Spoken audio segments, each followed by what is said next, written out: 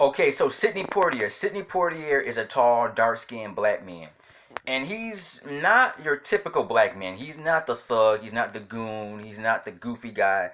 He doesn't talk about anything racial. He's usually, you look at him, he's black. He has an afro. He's a black man, but like a very mild-mannered black man. He's like the Clark Kent, Sidney Poitier. Sidney Poitier was born in 1930s. He's 93 years old, but he does not look it. He's very old now. He has some good genes. He's in his 90s. He's 93 years old, and he looks like he's about 70. He looks younger than his age. He still looks healthy. He has a lot of kids, and he's done a lot of good racial movies in the 1940s, 50s, and 60s. I think he did Blackboard Jungle, which is a very good movie back in the 1950s. I think it came out in 1955.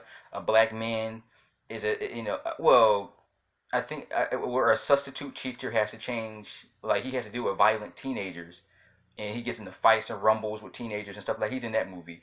Then I think he did In the Heat of the Night, which is that's one of the most all time favorite, one of his best movies he's ever did was In the Heat of the Night, and that movie came out in 1967 about an African American man in the Southern, and he has to deal with somebody got killed and he has to deal with racism and people looking at him all crazy, and he gets slapped in the face by a white guy, and he has racial slurs get thrown at him.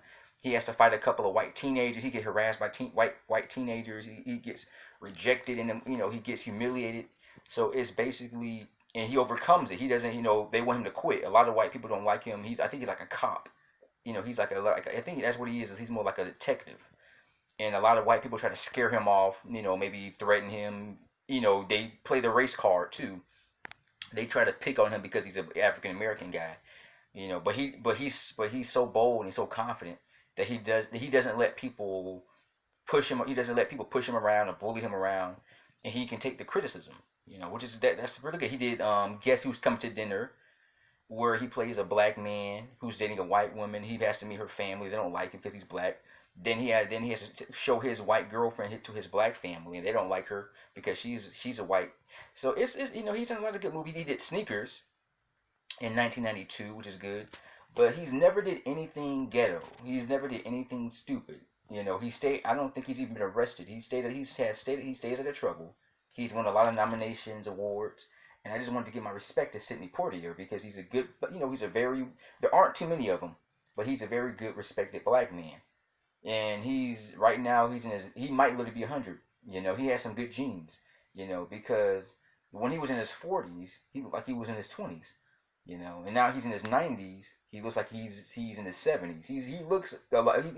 He's always looked about 20 years younger than his age. There was also a movie where he played a black man who goes to an all white school, be a teacher, and he has to teach uh illiterate white kids how to become, how to educate them and make them graduate high school.